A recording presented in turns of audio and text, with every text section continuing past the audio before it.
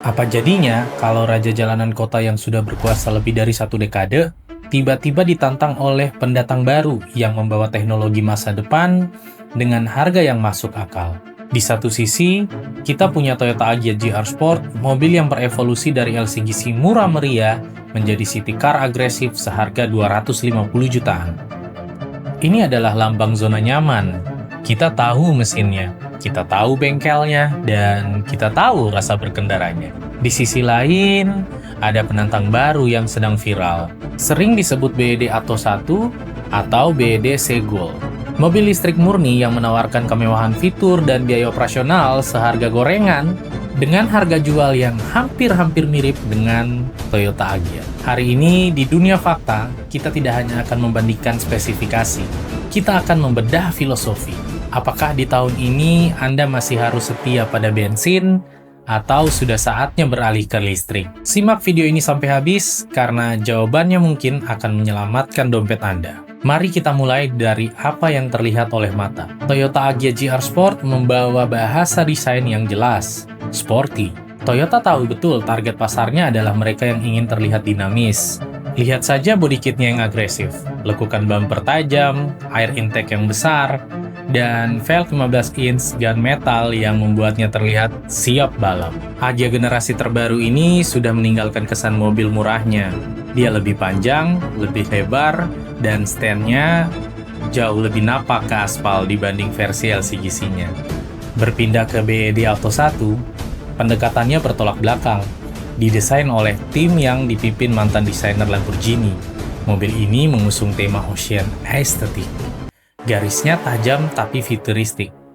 Sering disebut sebagai baby Lamborghini karena bentuk depannya yang menukik tajam. Secara dimensi, Atto 1 sedikit lebih pendek dari Agya, tapi ia lebih lebar. Ini memberikan efek visualisasi yang unik. Agya terlihat panjang dan rasi, sementara Atto 1 terlihat padat dan bulky. Jika Agya adalah sepatu lari yang agresif, Atto 1 adalah sneaker kekinian yang clean dan dinamis. Masuk ke interior, perbedaan filosofi semakin terasa. Di dalam GR Sport, nuansanya driver-oriented.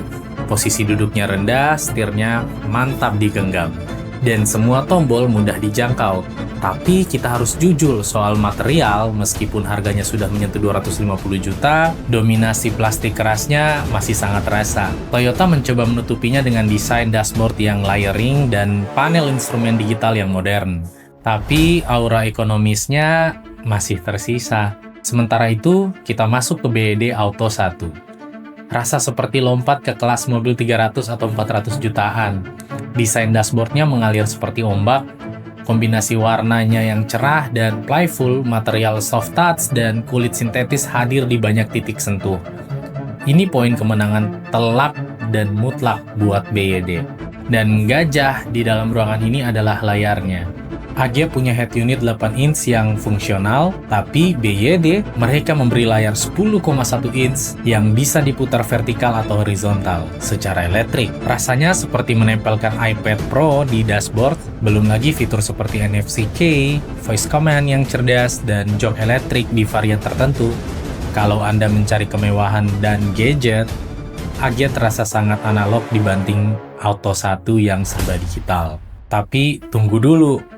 Mobil bukan cuma layar sentuh. Bagaimana dengan rasanya di jalan? Agya GR Sport menggunakan platform DNGA Daihatsu New Global Architecture yang diset khusus suspensi dan setirnya diracik ulang oleh divisi Gazoo Racing.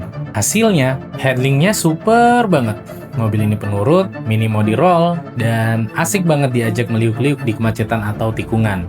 Mesin 1200cc 3 silindernya punya tenaga 88 PS, bukan yang tercepat, tapi responsif khas mesin bensin. BYD Atto 1 menawarkan sensasi yang berbeda total. Karena ini mobil listrik, torsinya instan, tidak ada jeda perpindahan gigi, tidak ada reungan mesin, hanya dorongan sunyi yang tiba-tiba membuat Anda sudah mencapai kecepatan 60 km per jam. Sangat effortless untuk stop and go di jalanan macet perkotaan. Namun soal ketangkasan, Agya GR Sport masih memegang mahkota. Atto 1 terasa lebih berat karena bobot baterai yang di bawah.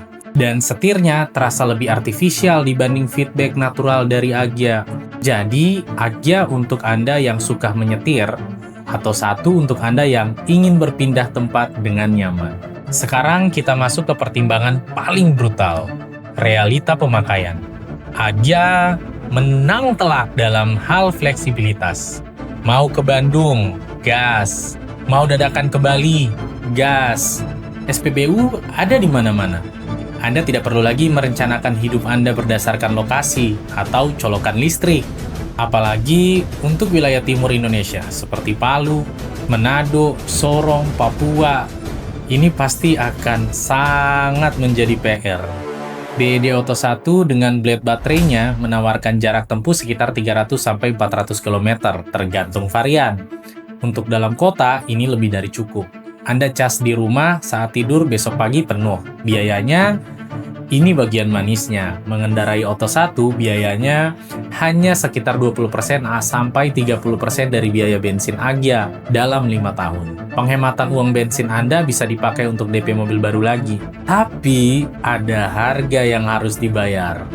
Resale value. Toyota Agya adalah investasi aman. Dijual kapan saja, mau di mana saja, harganya pasti stabil. Tapi BYD sebagai pemain baru dari Cina, dengan teknologi baterai, harga jual kembalinya masih menjadi tanda tanya besar. Di pasar mobil bekas Indonesia, ini resiko tinggi yang harus Anda hitung. Jadi, siapa pemenangnya di harga 250 jutaan? Pilihlah Agya GR Sport jika ini adalah satu-satunya mobil di rumah Anda.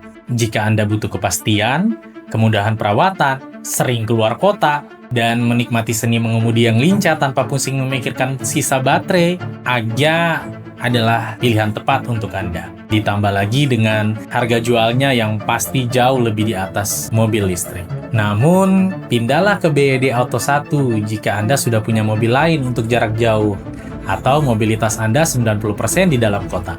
Pilih ini jika Anda ingin merasakan lompatan teknologi, kenyamanan, kabin premium, dan ingin terbebas dari kenaikan harga BBM selamanya. Dunia otomotif sedang berubah, dan pilihan ada di tangan Anda.